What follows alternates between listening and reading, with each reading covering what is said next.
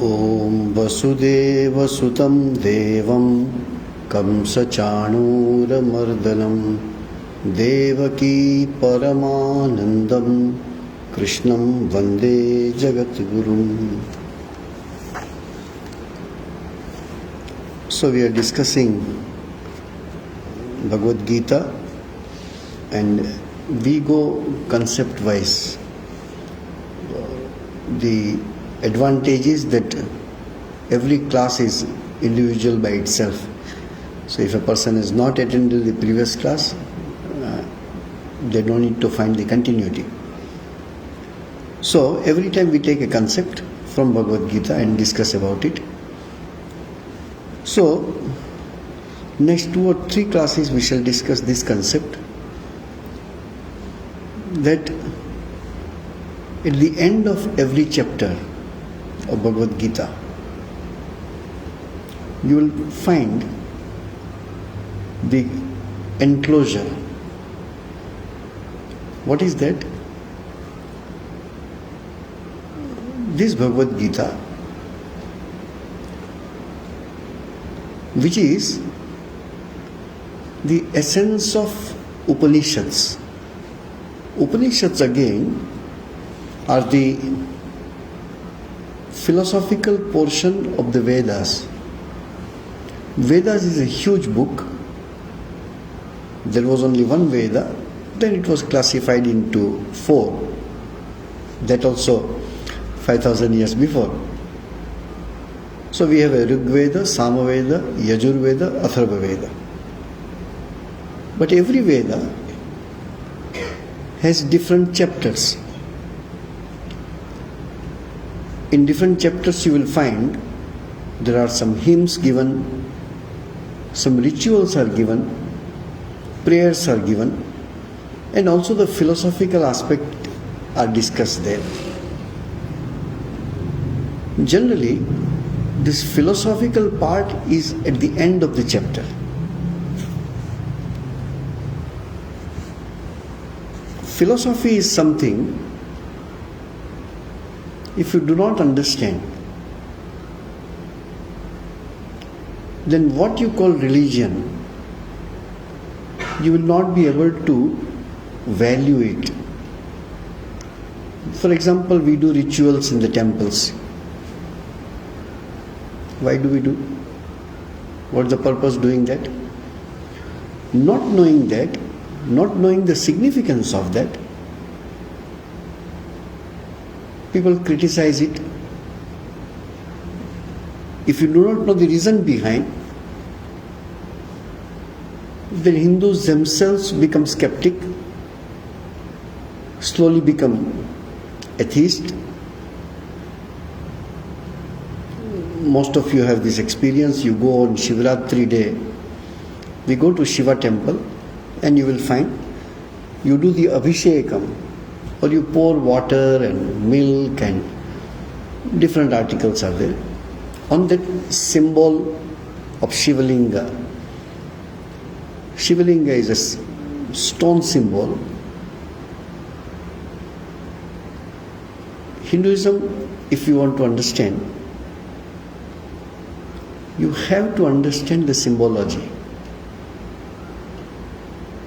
Every statue, especially the statue of gods and goddesses which are from the Puranic text or which are from the Vedic text,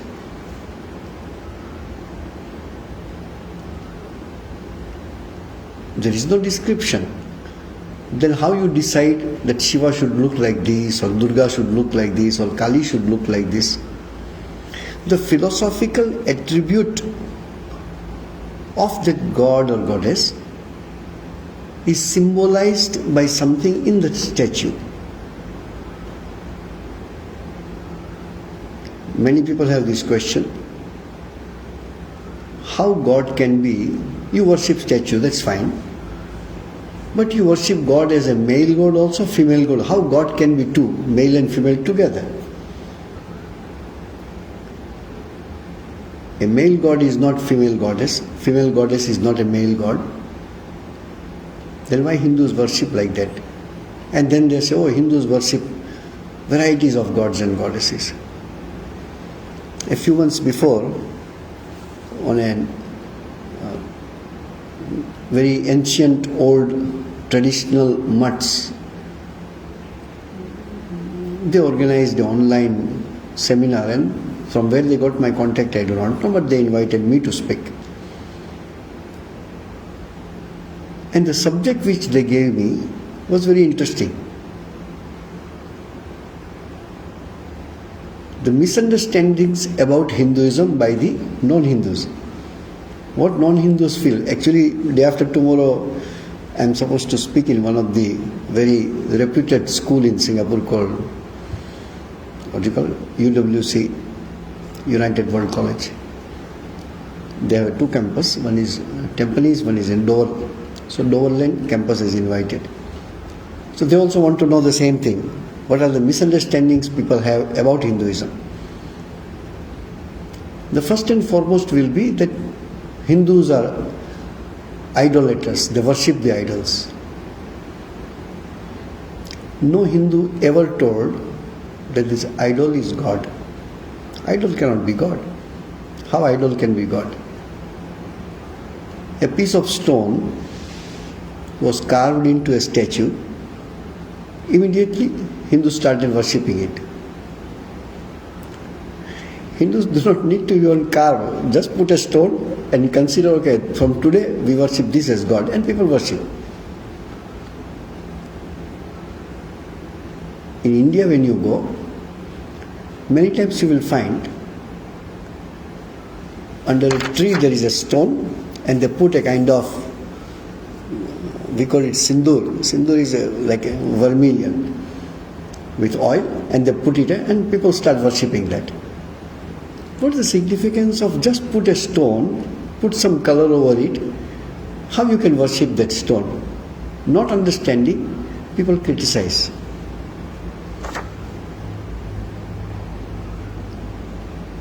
You are a person, from childhood to till date, thousands of photographs are taken of yourself, with your family, with your schoolmates, or anywhere. Each photo is you. Each photo is you.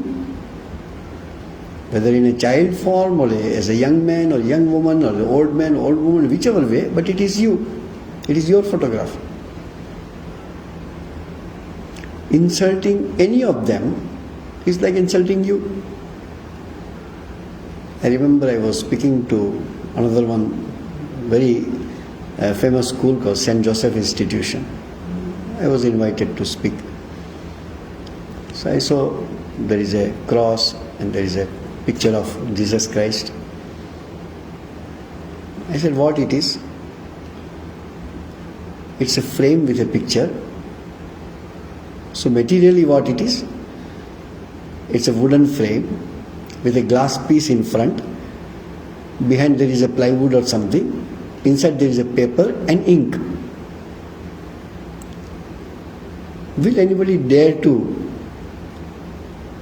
vandalize that picture? You vandalize glass, no offense. You vandalize wood, no offense. Vandalize paper, color, paint, plywood. But when they all put together and we say it is a picture of Jesus Christ, then you don't vandalize it, you don't insult it, you don't do anything which is derogatory like spitting or hitting or breaking or something. As if you are insulting Jesus Christ. That is the philosophy here. No Hindu ever told that the statue is God or a picture is God. Yes, it is a picture of God, and because it is God's picture, we respect that picture as if we respect the God. This is very simple logic, not understanding. People criticize it.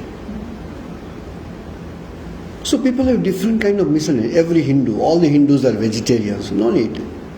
What about Shaktas, those who are Shakti worshippers, those who give animal sacrifices? They are not vegetarians. So there is no such limitations. Oh, Hinduism is against scientific development because they always say that world is unreal. So no importance should be given to anything that is worldly. No. So these kind of misunderstandings are there. So to understand any religion properly, you must understand the culture of that country from where the religion originates. And you see the minds of the people, how they correlate with their symbols, their books, their places of pilgrimage, etc. If you go to a Hindu place of pilgrimage, you behave in one particular way. If you go to Jerusalem, you behave another way. You go to Bodh Gaya, you see another way. Because it is practice of that culture, practice of that religion, their way of life. And you just accept it. No harm is there. If you go to temple, you fold the hand. As soon as you go to mosque, you open your hands. Whether hands are open or hands are folded, it is the culture of that country. It has nothing to do with religion as such. We do namaste or folded hands. Muslims will do like this, as if like saluting. But actually it is not a salute, is like this is like hoarding. We also do many times. Out of respect, we do like this. So in a way, it's a culture. If you don't understand culture, people say, why do you do this? Indians are famous for one more thing, nothing to do with religion, from culture point of view, is nodding the head. Anywhere you go, they do like this. What does it mean? You have to understand the culture. Where it is yes, where it is no. You know, in one place, what is the culture? Two words are there, ha and a. If you say ha, it is yes. It is no. That comes with practice, that comes with the culture. For example, this sound. What does it mean? Either no or I don't care.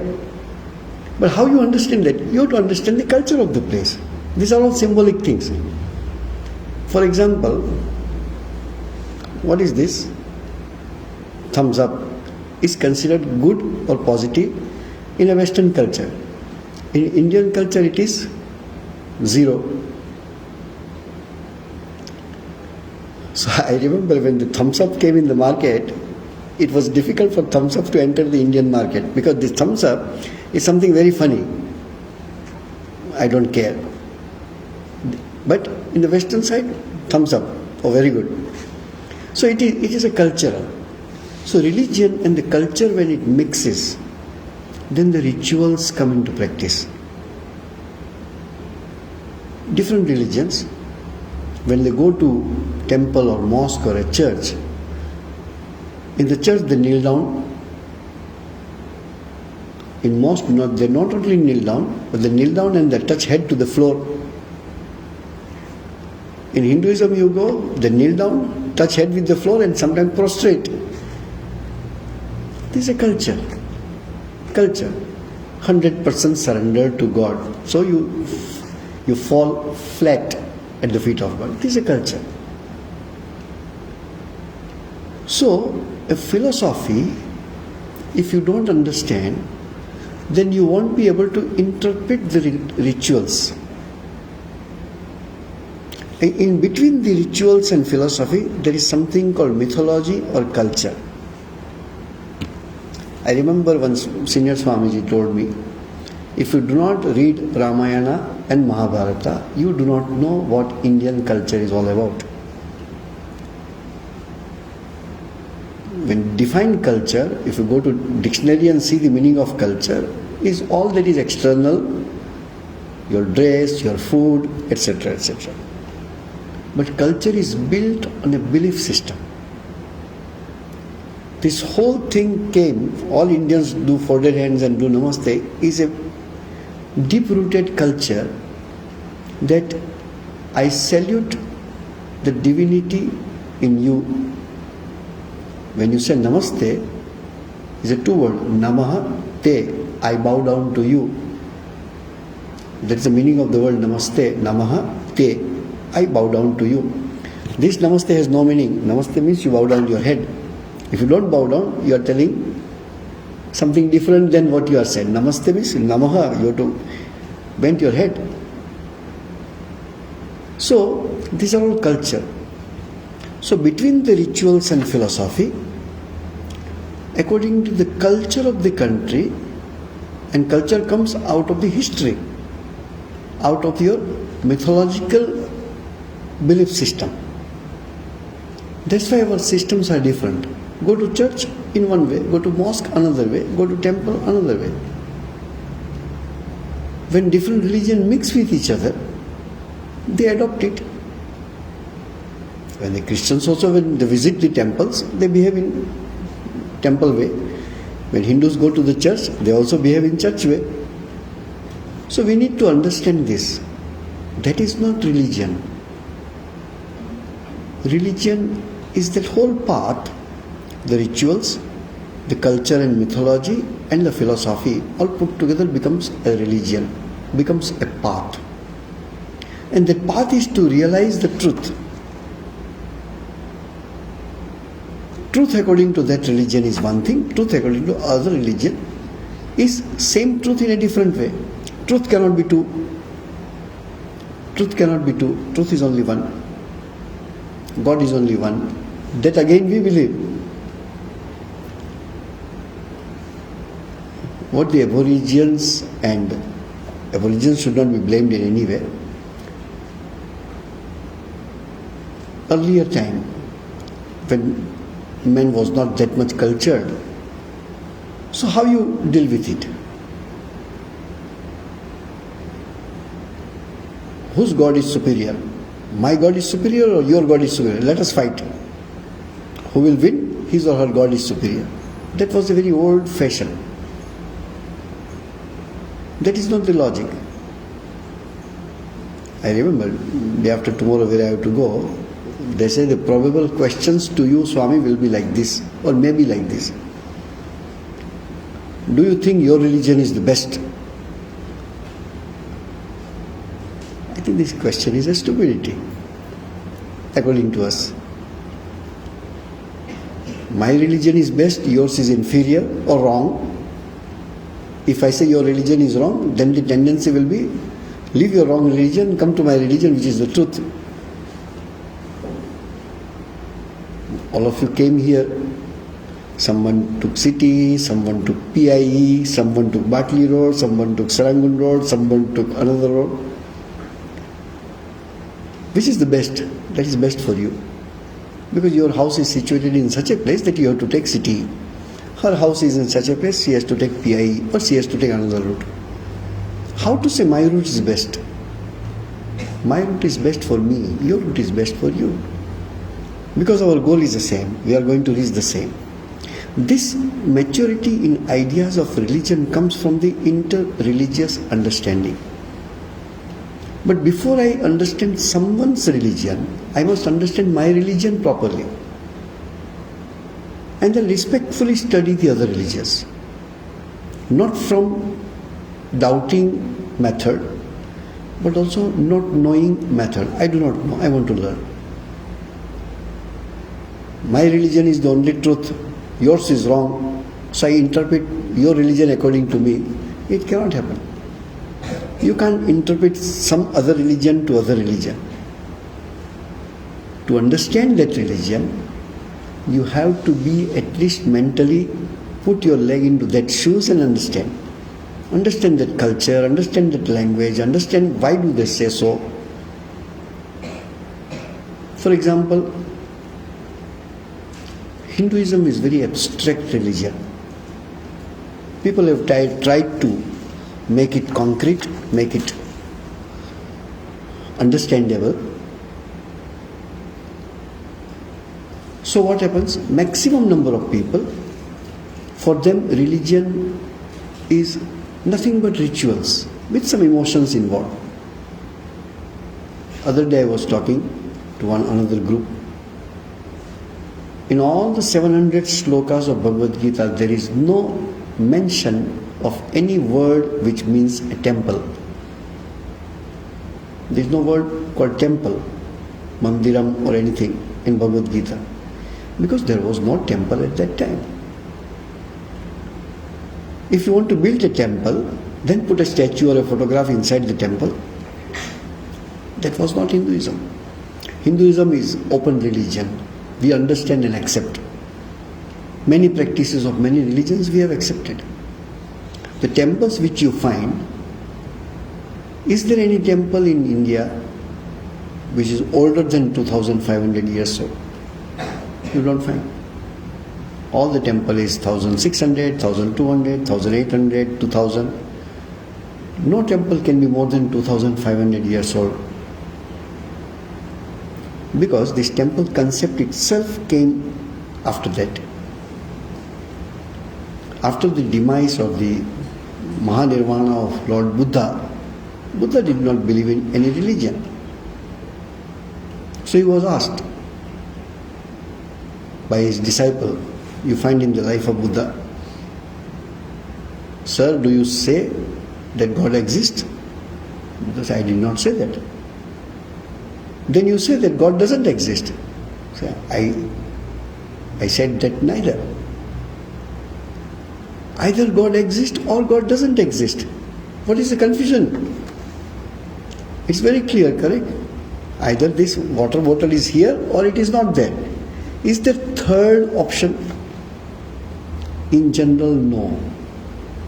For an object, the answers are only two. Either it is or it is not. When it comes to God, which is subject, which is your own essence, it is beyond is and isn't. Is and isn't can be said about an object of perception. It cannot be said about your own self. Now I am sitting, you are sitting, I am speaking, you are hearing. When you go to sleep, you see dreams. Just like you see this world, in the same way you see dream also, there is a world which you create in your mind, your imaginations. Then you go to deep sleep, where neither this world nor the dream world exist. But you exist. If you do not exist, how do you call it as a deep sleep? You must exist in deep sleep.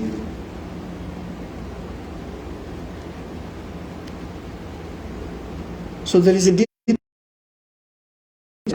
not even your body, not even your mind. When your body sleeps, but your mind, at that time, you see dreams. Where mind also sleeps, then you are alone. But you don't feel alone. Why? The word alone means without any company. But you must have a concept of somebody's company, correct? Then only absence of company concept can come. Am I clear? If I say I am alone, I stay alone in my room, means what? There is nobody else in my room. But when I say myself alone, I must have a concept of existence of someone. That someone is there or not. Is there, then I am not alone. Is not there, then I am alone. So even if you say when I am alone, there is a concept of someone else. In deep sleep, that concept also is not there.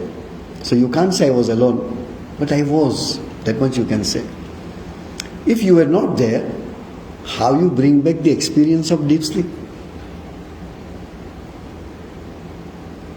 That you, who in deep sleep exist, who sees dream with the help of your own mind in dream state, and that with the body and mind together experiences this world. But you are always there, in deep sleep also, in dream also, in waking state also. To say in one line, to find out that identity of you is the goal of all the religions. It's a psychological game for someone. After that becomes a philosophy. To understand that, you try. You will like to be little detached from this world, because ideas of this world haunts in my mind, doesn't allow me to be alone. So the concept came, I want to be detached. If I will have a family, I cannot be detached. Okay, then I don't have a family. Then the monasticism started.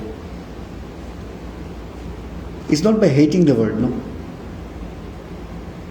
It is a wish to experience that my existence in deep sleep, which is bereft of, which is without the body and mind, but still I exist. To experience that, if I have to be detached, I will be detached. If I have to remain single, I will remain single. If I have to go to forest, I will go to forest. If I go to Himalayas, I will go to Himalayas. But these are all aids to keep a mind in such a way that I want to experience that in waking state. That's the whole game. So this philosophy, if you don't understand, then you will not be able to pay proper value to your mythology and to your rituals. Why do I do what I do when I go to temple, mosque or a church? There has to be a philosophical reason for that.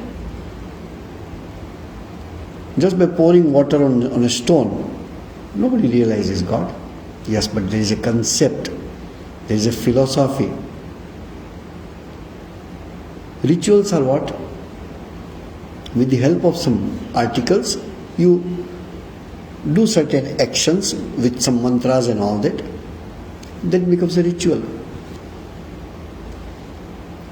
If I do like this to you, you are not offended. But if I do like this to you, you are offended. It is just the hand. How you use the hand. If I do like this, you don't have any problem. If I do like this, you have a problem. Why? Because these gestures have some meaning in your culture.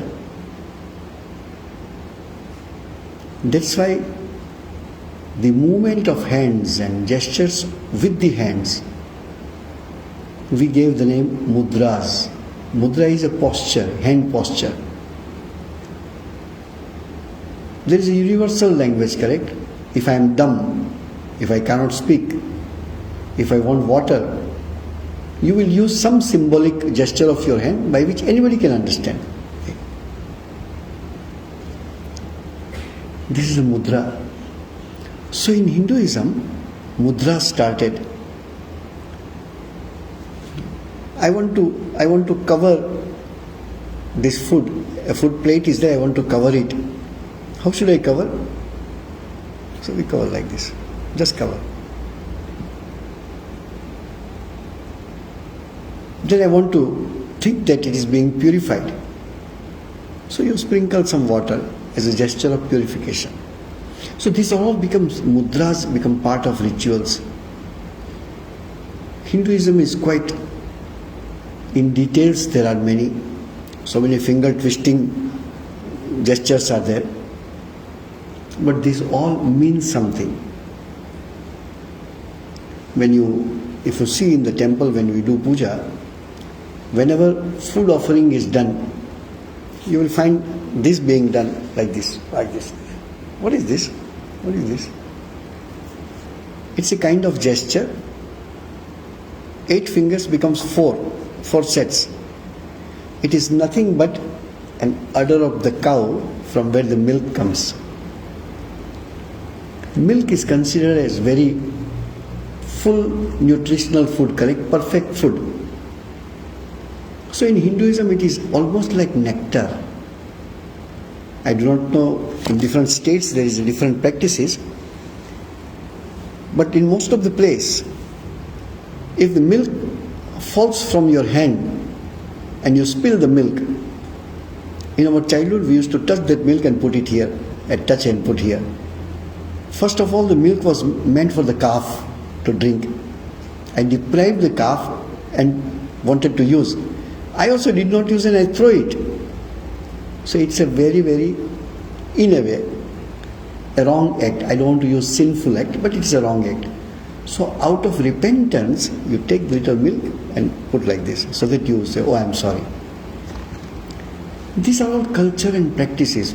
It may be in some places, as the time goes, it may go away also. In the village side in India, we have such practices. There are trees which gives fruits, correct? You collect fruits from the trees. Especially coconut trees are very high. So people have different methods of plucking the coconuts. Once they pluck the coconuts, put in the bag, before they leave, they look at the tree once, out of thankfulness to the tree. Thanks for giving the fruits to us. Tree is not an inert thing. Tree is a living being. It gives fruits to you. It will grow some more tomorrow. So seeing this consciousness everywhere is the basic philosophy of Hinduism. And now science also says there is nothing called inert thing. We say that which doesn't move by itself is called inert. Animals, birds, insects, human beings, even the bacteria, even the virus, they are all moving. So we say they are living beings. That doesn't move, we say they are inert. Though we have another set of living beings whom we call sthavara, which doesn't move, like trees. Jagdish Chandra Basu found out that the plants have life. Traditionally, Hinduism says from thousands of years that plants have life. Rather, every culture knew that plants have a life. If there is no life, how it can grow? It's growing from seed to a plant to a tree. That itself shows there is a life. What was there to prove? But there was a scientific way of proving. As soon as we say science, I'm little diverging from the subject maybe. As soon as you say science, you think it is all Western. The books must be written in English because it's a science book. Other day I told to children, hey, go to Google and find out for me when the 9 planets were discovered. So they are all intelligent boys nowadays. So he made a list and says the earliest planet which was found was in 1610. How many years before? 600 years before. What about the existence of Navagraha and worshipping 9 planets is going on in India for thousands of years. From where the concept of 9 planets came? India, we are worshipping 9 planets since very long. 3,500 years before, among the Puranas, which is another set of scriptures, there is a Purana called Vishnu Purana. In that there is a shloka. One part of the shloka says in English, Saptadvipacha Medini, the earth has 7 continents. 3,500 years before you write 7 continents, go to Google and find out when we came to know about the 7 continents, maybe a few hundred years before. But as a human being, you don't need to worry whether truth was there in India or in America or in Latin America or Europe or in China. No, that doesn't matter. As a human being, we knew. Maybe that knowledge did not go out, but it is already there. There is nothing to prove, it is already there. So idea is this, that to understand the religion, you must understand the culture. If you don't understand the culture, you won't be able to understand how the philosophy become concrete, how the philosophy became in form of rituals. To understand in a concise form, this philosophy here is ritual. side of religion. And rituals are the concrete form of philosophy. This abstract and concrete, this we have to remember. Rituals are which you can see, hear, observe, practice. Abstract, you have to just think. There is nothing else than to think and understand. That is abstract. There is no symbol of that. There is no object of that. In our Vedas, there is a statement called Natasya Pratima Asti. The meaning is there is nothing like that. Pratima also means a statue, but that's later on the word gave this meaning called statue. Pratima is not statue. Pratima is a reflection.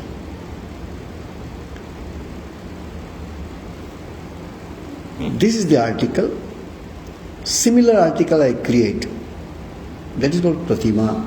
Now you have a 3D printing, correct? So this 3D printing is called Pratima. Sri Ramakrishna looked like that, so one person made a statue. That's why it's called Pratima. Yeah, exactly like Sri Ramakrishna. Krishna statue, exactly like Krishna. So it is called Pratima, the reflection. Pratima is not statue. Pratima is the reflection or the, how to say, there is a word for it nowadays. Similar existence, like cloning, like clone, a cloned item.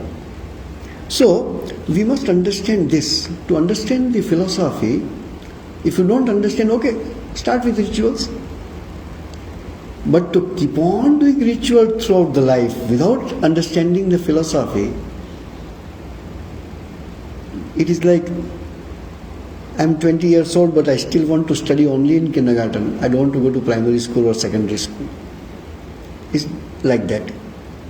So no harm in doing. But even if I am in high school, even if I am in college, kindergarten is included in the college, is not excluded from the college. What I learn in kindergarten continues to exist. That is the basis of my thesis when I am doing master degree or PhD. Without that I cannot. ABCD was taught in kindergarten. Same ABCD goes throughout your life. ABCD doesn't change. So education when we have to understand from this point of view. There are few coins. Singapore context I am telling. You have 1 cent, you have 5 cents, you have 10 cents, you have 20 cents, you have 50 cents and $1. 1 cent is already present in 5 cents. Is not excluding. 5 cents means there are 5 1 cents. So 1 cent is in the 5 cents. 5 cent is included in the 10 cents. 10 is included in 20. 20 is included in 50. 50 is already there in dollar. And all the other 1, 5, 10, 20, 50 all are there in $1. Education is like that. Kindergarten is already there in primary school. When I say I am a primary pass, I go to secondary. Primary and kindergarten goes into secondary together. Like this education is there. So when you do the only rituals, you have started understanding what religion is all about. That's not everything of religion. Whatever religion you are practicing, show me a scripture. In Bhagavad Gita, is there any ritual given in Bhagavad Gita? Read all the 700 shlokas if you want. No. There is no ritual given. Ritual later on added according to your culture. In Hinduism, we have practice of offering food to the deities. And we believe that deities take the finer part of the food. If I offer 1 kilo of sweets in the temple, after offering is over, it doesn't become 990 grams. No. It remains 1 kilo. People say, oh, that means God doesn't take what? Every food has a finer and the gross part. Smell is the finer part. If I smell the rice, the quantity of rice doesn't reduce. but I can smell the rice, and it is a particular smell of the rice. There is no other smell like rice. It's an individualistic experience. So if I can take the fragrance of the rice without reducing the quantity of rice, that is the logic in offering the food in the temple. God doesn't take your gross part, because He is not in a gross form. He is in a sukshma, or the finer form. So He takes the finer side of it. Those are Hindus, and those who have experienced this, when people die, we have after death rituals. And we call it Shraddha. In Shraddha you are supposed to give the rice balls, pinda. So they cook rice and make small balls and offer. Do you think your person who died takes those rice balls in front of you? No. But you are supposed to offer those rice balls when the rice is hot, not the cold. That's why those departed souls, there is a Sanskrit name for them, it is called Ushmapa. Those who take the Ushma, those who take the vapor, those who take the fragrance, they are not in a physical body to take the physical food, but they are in a final form to take the final part. Maybe there is another final, more finer than even the vapor and the smell. When you take the smell, the fine particles of the rice only comes to my nose, correct? There is nothing to explain. It is the rice particles only come, but they are so fine that it becomes a fragrance. Like a flower. Flower is a gross. If flower is here, it cannot go by itself to you. But the fragrance can go itself, because it is very light to travel. But the fragrance also is existed inside the flower, and flower is oozing that as if. So philosophy and rituals, we must understand that which is gross or a concrete form, and that which is a final form, which is philosophy. So philosophy has to be understood, and this is the philosophy. What is the philosophy? I must realize essence of me. This is not essence of me, because this sleeps. This big world which exists, this world exists only when you are awake. As soon as you go to sleep, this world doesn't exist for you, for time being. At least you are not conscious of this world. I don't know whether the world exists or not, that it can be told like this, but you are not aware about it. Even if you are there, you are not aware about it. Then you say, oh, I was aware about a dream. As time comes when you go to deep sleep, even the dream doesn't exist. But I exist. Your continuous existence, unbreaking. What is the word? It is continuous. There is no break. It continuously exists. Only we always go from deep sleep, dream, waking, dream, deep sleep, waking. We keep on moving in these 3 points, as if there are 3 rooms, and you keep on going from one room to another room. We are aware about the rooms. We are not aware about ourselves who travels in these 3 rooms. To realize who I am, who is traveling these 3, is the goal of Vedanta, is the goal of Hinduism, is the goal of the religion, actually speaking. Otherwise these rituals doesn't mean anything. Hinduism is bored in that way to say, even the Guru doesn't exist there. Even your disciplehood doesn't exist there. Go to deep sleep itself, this world doesn't exist.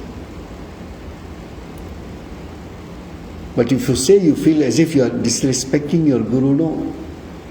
You yourself do not exist in this form. How an objective person can exist? So there are ideas behind it. But in our waking state, we prepare ourselves with the help of our body and mind. In the dream state, you can't practice because you don't have a willpower. In deep sleep, you feel you are ignorant because you don't have. In the waking state is the only thing when your mind and body are your instruments to practice. You practice something good, you practice something not good. But all your good and not good remains here. You yourself, that essence of you, is important to be realized. And that's the idea. So, when we read Bhagavad Gita also, the goal is to be kept in mind. That what is this Bhagavad Gita? Bhagavad Gita is essence of Upanishads. Upanishad is again the essence of Vedas. Bhagavad Gita is a manual. Bhagavad Gita is a simple presentation of that philosophy. If you read Upanishads, it is a little more abstract. But Bhagavad Gita is more simplistic way they have explained. So it is more popular. Upanishads are less popular. Why? Because people can't understand. If you want to read Shankaracharya's kritis, stotras and hymns and all that, relatively easy to understand. Even if you don't know Sanskrit, Shirasa Namami, you understand. So, but if you want to go little into philosophy, Shankaracharya has written some books by himself. This is called Prakarana Granthas, or the auxiliary helpful books.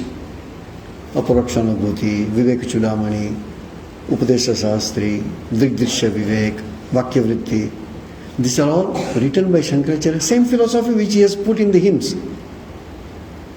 Then if you say, no, I want to go yet abstract, so you start reading the commentary on Upanishads by Shankaracharya, commentary on Bhagavad Gita by Shankaracharya.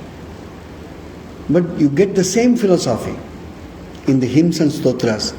You get the same philosophy in his books, Vivek Chudamani, etc. You get the same philosophy in the commentaries which he has written. It is up to your intellectual level where you want to enter. If you read the stotras, the hymns, read the translation, exactly same philosophy. Parabrahma Rupam Ganesham Bhajema. I am worshipping that Ganesha, that Vinayaka, who is the concrete form of Parabrahman. Now Parabrahman comes from where? Comes from the philosophy, from Upanishads. So we need to understand from this point of view. Go with the simplest thing which you understand, then go to the abstract. How we go? We see next time. Thank you. Om Shanti Shanti Shanti Harihi Om Tat Sat Sri Ramakrishna Arpanamastu.